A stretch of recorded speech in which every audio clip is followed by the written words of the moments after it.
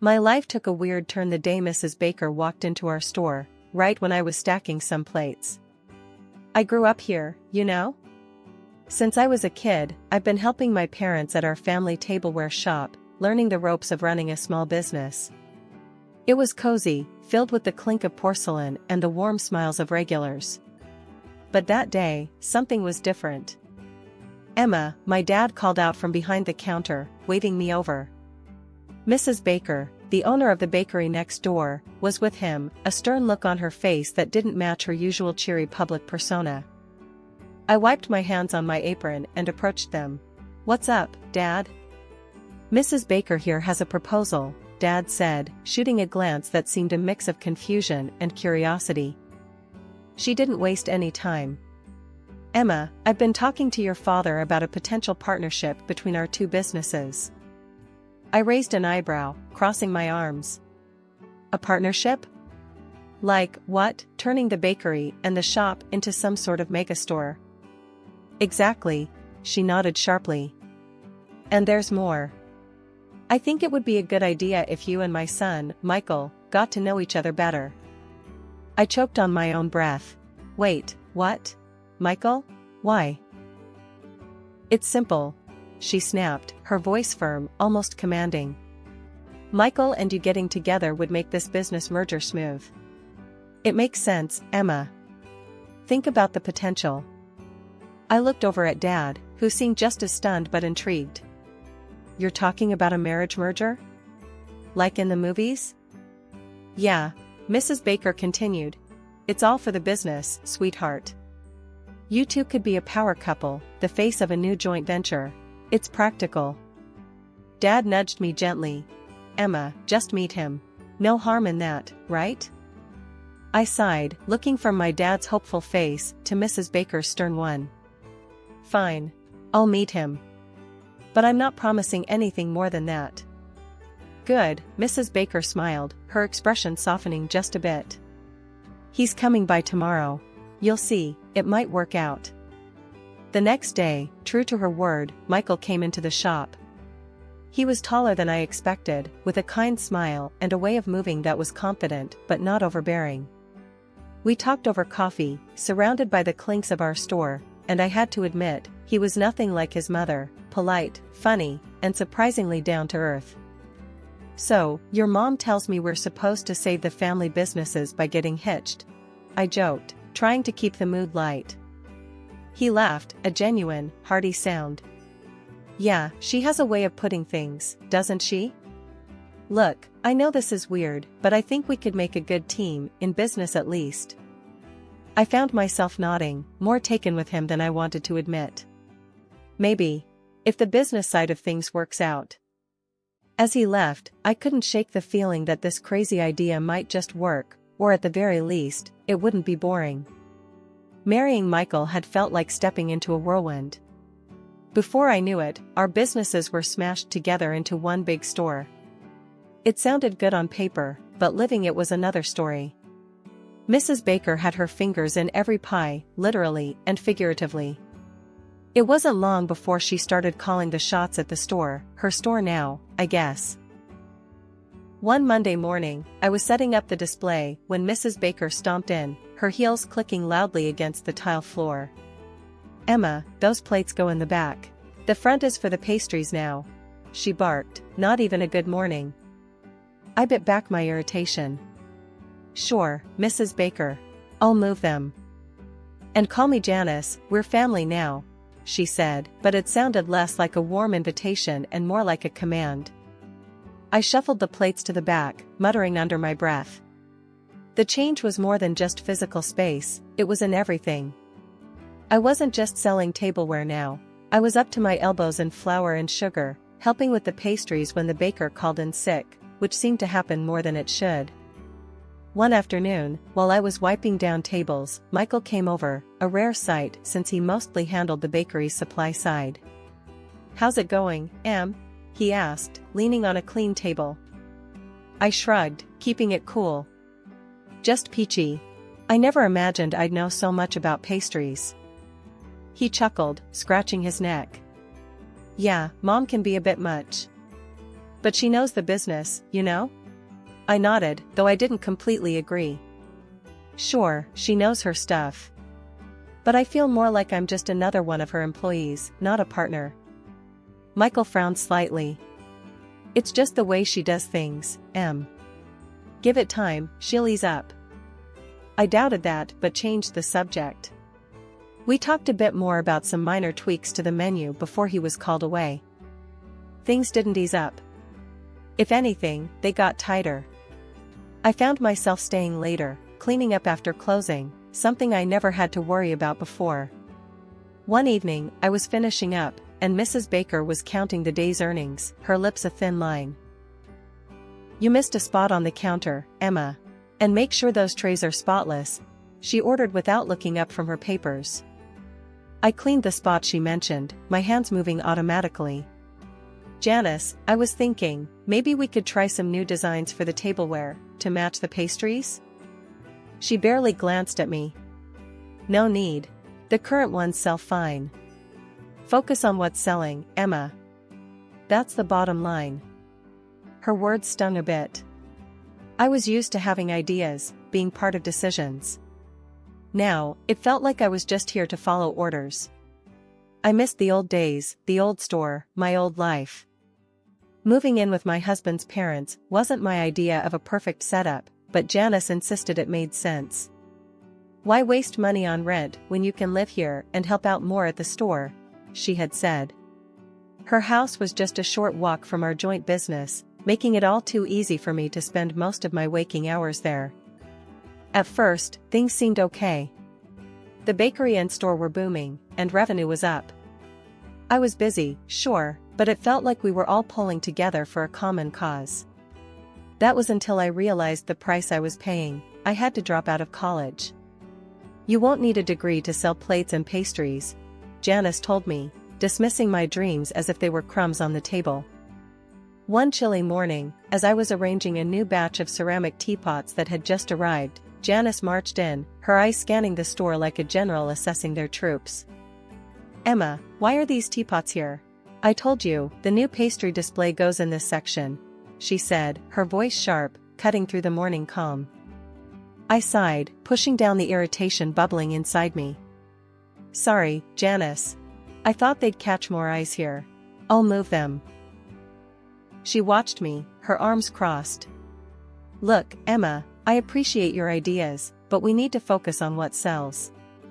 Pastries are selling, not these fancy teapots. I moved the teapots to the back, feeling a sting of frustration.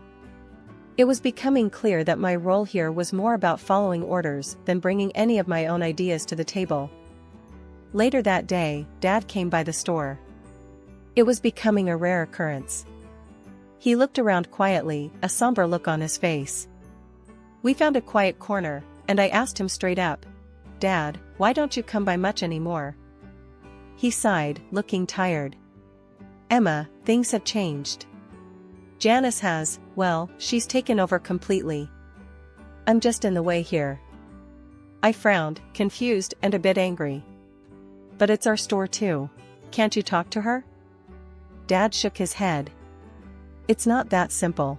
The contract we signed. I didn't look at it close enough. It's all tilted in her favor. I'm basically out of the loop. I clenched my fists, feeling betrayed. That's not fair, Dad. We should do something about it. He patted my shoulder, trying to smile. It's business, Emma. I guess I just got outplayed. Just try to get along, okay? I nodded, though resentment simmered inside me. After Dad left, I went back to work, my thoughts chaotic with anger and helplessness. A few days later, Janice caught me rearranging some of the displays to make room for new stock. Emma, what are you doing? I didn't approve this change, she snapped, her eyes narrowing. I stood my ground this time. Janice, we need to make room for new stock. These items aren't selling. We can't just push pastries, people come here for variety. She stepped closer, her voice low and harsh.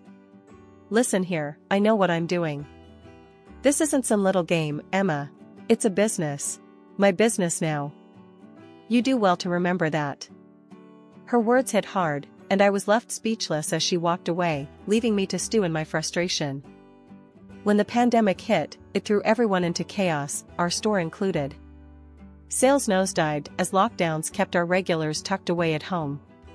I remember standing in the middle of the eerily quiet store, feeling the weight of impending doom. It was clear we had to pivot, and fast, or we'd be another casualty of the crisis. One morning, I approached Janice, who was busy flipping through inventory lists that looked more depressing by the day. "Janice, we should take the store online," I suggested, trying to sound as confident as possible. "We can set up a delivery system. It might help us keep going until all this blows over." She looked up, skeptical. "Online, huh? And who's going to set that up? You?" "Yes, me. I've been reading about it. It's not that hard, and I think it's worth a shot," I responded, feeling my resolve harden. With a heavy sigh, Janice finally conceded. "Fine. Do what you can. But this better work, Emma." I threw myself into the project, learning everything from website design to logistics. Surprisingly, or maybe not, the online shift was a hit. Orders started rolling in, and it wasn't long before we were busier than we had been in months. I managed everything, from updating the website daily to coordinating with couriers, and it felt good to be proactive, to steer the ship through stormy waters. As the pandemic waned and life slowly edged back to normal, I had a new idea. "Janice, why don't we keep focusing on online sales and individual orders? It could be a new direction for us," I proposed one evening as we were tallying up the day's sales, which had shown a promising upturn thanks to the online orders. Janice didn't even look up from the books. "No, Emma. We're going back to how things were. That's enough of this online nonsense." It was a temporary fix, not a new business model. Michael was there too, nodding along to his mother's words. "Mom's right, Em. People will want to come back in person. Let's not fix what isn't broken." I bit my tongue, holding back a retort. It was frustrating. We had a golden opportunity to evolve, but they were too set in their ways to see it. A few weeks later, as we officially halted the online operations and focused on in-store traffic, I overheard Janice talking to a group of her friends in the store, laughing and boasting. Yes, it was quite a challenge, but I managed to keep the business afloat during the pandemic. We had to adapt, of course. I paused behind a shelf, my hands clenched into fists. The nerve of her, taking credit for my sleepless nights, my ideas, my hard work. It stung, but I swallowed my anger. Arguing wouldn't change her attitude, and it wasn't worth the drama. It was a gloomy Tuesday, rain pelting down so hard it drummed against the store windows like 1,000 tiny drums. Most folks were smart enough to stay indoors, but the shop was open, just in case. I was tidying up some displays near the entrance, lost in thought, when the bell over the door jingled sharply. A small girl, no older than 8, stood dripping in the doorway. Her coat was soaked through, hair plastered to her head, eyes wide and scared. I dropped the cloth I was holding and rushed over. "Hey there, sweetie, come on in. You're soaking wet," I said, guiding her gently inside. She shivered, clutching a small backpack to her chest. I got lost. I can't find my mom." "Don't worry, we'll find her, okay? Let's get you warmed up first," I reassured her, fetching a towel from the back to dry her off. As I was rubbing her hair dry, Janice stormed over, frowning deeply. "What's this, Emma? Why is this child here? She's dripping all over the floor." I frowned back, protective over the little girl. "She's lost, Janice. She needs help." Janice scoffed, waving dismissively at the girl. "She's probably just a beggar. We don't need this kind of trouble. Get her out of here before she scares away any customers." I stood up, feeling my temper rise. "She's a child, Janice. It's pouring outside. We can't just throw her out. Do I have to remind you that this is a business, not a charity?" Janice snapped, glaring at both of us. Before I could argue further, Michael walked in, catching the tail end of our conversation. What's going on here?" His mom explained with an impatient gesture towards the girl. "Emma wants to turn the store into a homeless shelter. I say she goes out the same way she came in." Michael looked at the girl, then at me, and sighed. "Emma, Mom's right. We can't start taking in strays. It's bad for business." As the argument heated up, I made a decision. I couldn't leave her out there alone. Ignoring Janice's protests, I picked up the phone and dialed the local police station. The police arrived quickly, given the weather and the circumstance. One of the officers wrapped the girl in a warm blanket I had brought from the back. They thanked me for keeping her safe and took down some information. Before she left, the girl hugged me tightly. "Thank you," she whispered. Watching her leave with the officers, hopefully to be reunited with her family soon, I felt a mix of relief and frustration. Janice walked over, her expression hard. "I'll be docking your pay for the day, Emma.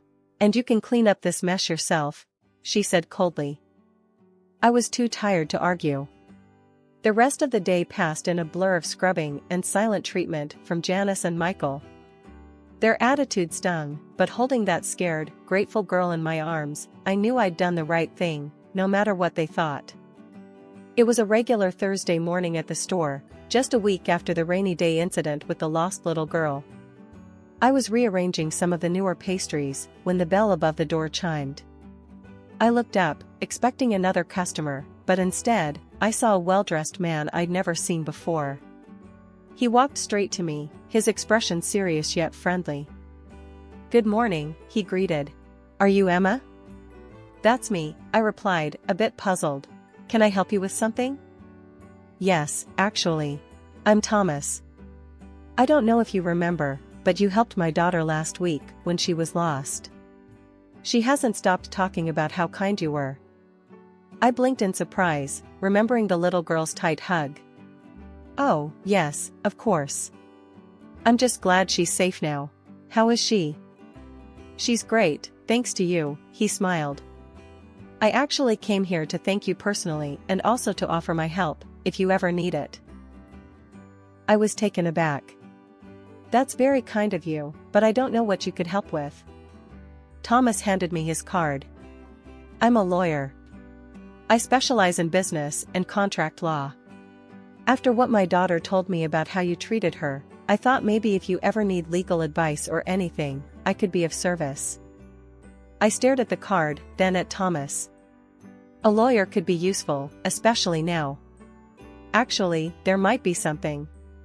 But it's a bit complicated. Thomas nodded, gesturing toward a quieter corner of the shop. "I'm all ears." We sat down at one of the tables, and I briefly explained the situation with Janice and the store, how things had changed after the merger, my reduced role, and my father's situation. Thomas listened intently, occasionally nodding. "It sounds like you've been put in a tough spot. If you can get me the merger documents, I can take a look, see if there's anything that can be done legally to renegotiate your position or at least get you some more control." I fetched the documents from my file at home and brought them to Thomas the next day. He promised to look over them and get back to me as soon as possible. True to his word, a few days later, he called me into his office to discuss his findings. "Emma, I've gone through everything," Thomas began as soon as I sat down in his office. "There are a few areas where the agreement seems heavily biased against your father. It looks like there were some oversight and possibly misleading information when he signed." My heart pounded with a mix of anger and relief. "So, what can we do?" Thomas leaned forward, his eyes sharp. "We can challenge the agreement based on these discrepancies. It's not a guaranteed win, but it's a start. You have a right to fight this, Emma." I nodded, feeling the weight of the decision. "Let's do it. It's time I took a stand." After meeting with Thomas, my mind was a whirlwind of doubt and guilt. Was I doing the right thing by challenging my husband and his family? The thought of ruining their lives weighed heavily on me as I headed home. But as soon as I stepped through the door, the scene that greeted me swept all my doubts away. The house was bustling with noise and guests. It was our wedding anniversary, an event I had completely forgotten about in the midst of all the chaos. As I hesitated at the entrance, trying to process the celebration, Jana spotted me. Her face flushed from drink, she stormed over, her voice loud and slurring. "There you are! Wandering the streets when you should be here serving your guests," she shouted. I tried to apologize. "Janice, I'm sorry, But before I could finish, she hurled an empty plate in my direction. It smashed against the wall right next to my head, shards scattering across the floor. The room fell silent, all eyes on us. My heart pounded in my chest, a mix of fear and rising anger. Then Michael staggered over, wine glass in hand. He sloshed the contents onto my hands and blouse. "Clean yourself up, you're a mess," he slurred, chuckling. Janice joined in the laughter, and a few of the guests murmured uncomfortably, not sure how to react. That was the last straw. I felt something inside me snap, the last thread of tolerance for this life I was living. I straightened up, wiping my hands on my skirt, my voice steady and loud. "Enough," I declared, silencing the room. "I've been to a lawyer, and I'm filing for a divorce." The shock was palpable. Michael and Janice froze, their smiles fading. "Who do you think you are?" Janice hissed, stepping closer.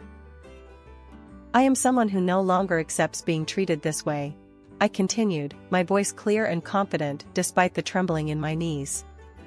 "I am protesting the merger agreement. There has been fraud, and I've already sent the documents to the authorities and the court." I could see the fear flicker in Janice's eyes, her tipsy bravado slipping. "You can't do this to us," she stammered. "I also intend to seek financial compensation for all the abuse," I added, not letting her interrupt. I turned, heading upstairs to pack my things. Behind me, I could hear Janice scrambling after me, her tone suddenly changing to one of desperation. "Emma, please, let's talk about this. We can sort something out." I stopped at the top of the stairs, facing her one last time. Pulling out Thomas's business card, I held it out. "You can discuss it with my lawyer. From now on, that's how we communicate." Packing my bag was quick, I didn't have much I wanted to take from that house. With every piece of clothing, every personal item, I felt a bit more free. After what felt like an eternity of legal battles and emotional upheaval, the final court hearing was more than just a procedural event, it was the day I reclaimed my life and my family's business. Standing beside Thomas, my lawyer, I watched with a steely resolve as the judge delivered the verdict that would set everything right. "The court finds in favor of the plaintiff," the judge announced, his voice echoing in the silent courtroom. "It is clear from the evidence presented that the defendant engaged in fraudulent activities to secure control of the business. Therefore, the original merger agreement is hereby nullified, and full ownership rights will revert to the plaintiff and her father." Janice, my former mother-in-law, sat stiffly, her face unreadable. Beside her, Michael looked down, unable to meet my gaze. The court also imposed a hefty fine on Janice and ordered her to pay financial compensation, which conveniently matched the value of her shares in our business. It was more than justice, it was poetic. The business that my father and I had built with love and hard work was ours again, and Janice was out, forced to find employment elsewhere due to the financial ruin that her greed had brought upon her. Back at the store, Dad and I wasted no time in making changes. Replacing the generic fittings with our cozy decor, we brought back the community vibe that had defined our place in the neighborhood. As I reintegrated into the day-to-day operations, I also decided to pick up where I had left off with my education. Going back to college felt right. I knew now more than ever how important knowledge and education were, especially if I wanted to take our business to new heights. Life without Michael was strangely liberating. After the divorce, he had pleaded for forgiveness, hoping to salvage our marriage, but too much had happened, and my decision was firm. One day, a familiar face popped into the shop. The girl I had helped during the rainstorm came in, holding her mother's hand. She ran up to me as soon as she saw me, a bright smile on her face. "Miss Emma," she exclaimed, her voice echoing around the shop. "Hey there." I crouched down to her level. "How are you?" I'm good. Mommy says we can get a big cake from here for my birthday. Absolutely, I laughed, glancing up at her mother, who smiled warmly at me. We'll make sure it's the best cake you've ever had. As they wandered off to pick out some pastries, I straightened up, watching them go. This was why I fought so hard. Not just for me or for my dad, but for these moments of joy and community.